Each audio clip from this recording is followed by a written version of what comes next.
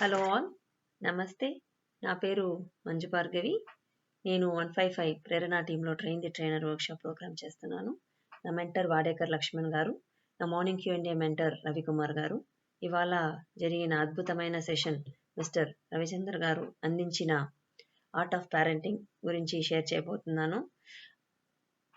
ఎప్పుడే కానీ మన బేసిక్ నీడ్స్ కోసం పేరెంట్స్ని అడగాలని, మన లగ్జరీ నీడ్స్ని మనమే సంపాదించుకోవాలని సార్ మంచి కొటేషన్తో ఈ సెషన్ స్టార్ట్ చేశారు.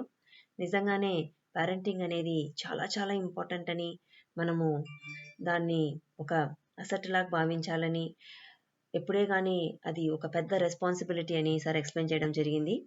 పేరెంట్ అనే అక్రోనిమ్ని చాలా బాగా చెప్పారు. పి అంటే సైకాలజిస్ట్ అని, ఏ అంటే అటెన్షన్ గివర్ అని, ఆర్ అంటే రోల్ ప్లేయర్ అని, ఈ అంటే ఎమోషనల్ డాక్టర్ అని, ఎన్ అంటే న్యూ బి అని, టీ అంటే టీచర్ అని. ఈ అక్రోనిమ్ని పెడుతూ సారు చాలా బాగా ఎక్స్ప్లెయిన్ చేశారు. ఎప్పుడే కానీ పిల్లల్ని వాళ్ళ పనులు వాళ్ళే చేసుకునేట్టు ప్రోత్సహించాలని, వాళ్ళకి ఎప్పుడు హెల్ప్ కావాలో అప్పుడు మాత్రమే మనం చెయ్యాలని చెప్పారు.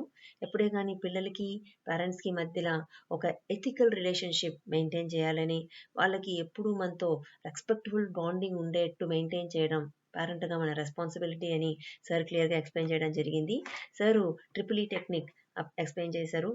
ఫస్ట్ ఈ అంటే ఎన్విరాన్మెంట్ అని, సెకండ్ ఈ వచ్చి ఎథిక్స్ అని, థర్డ్ ఈ వచ్చి ఎడ్యుకేషన్ అని. ఇవి మూడు మనం పిల్లలకి మంచిగా ఇంపార్ట్ చేయాలని సార్ ఎక్స్ప్లెయిన్ చేయడం జరిగింది.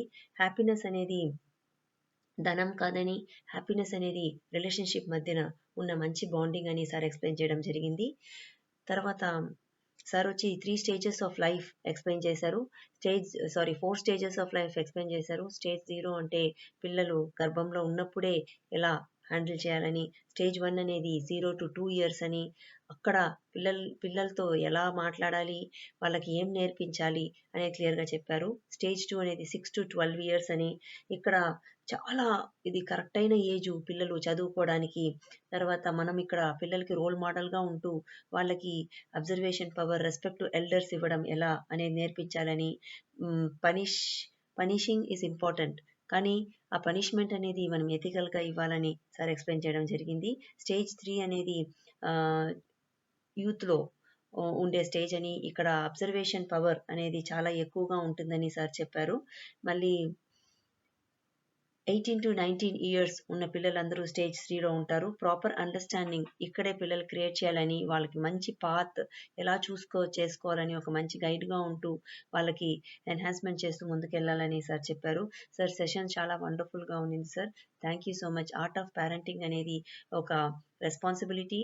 దాన్ని నేర్చుకుని మీ పిల్లల్ని మీ పిల్లల భవిష్యత్తుని మంచిగా తీర్చిదిద్దే బాధ్యత ఒక పేరెంట్గా మీదే అని చెప్తూ సార్ ఈ సెషన్ని కంక్లూడ్ చేయడం జరిగింది. జై హింద్, జై భారత్, వందే మాతరం సార్.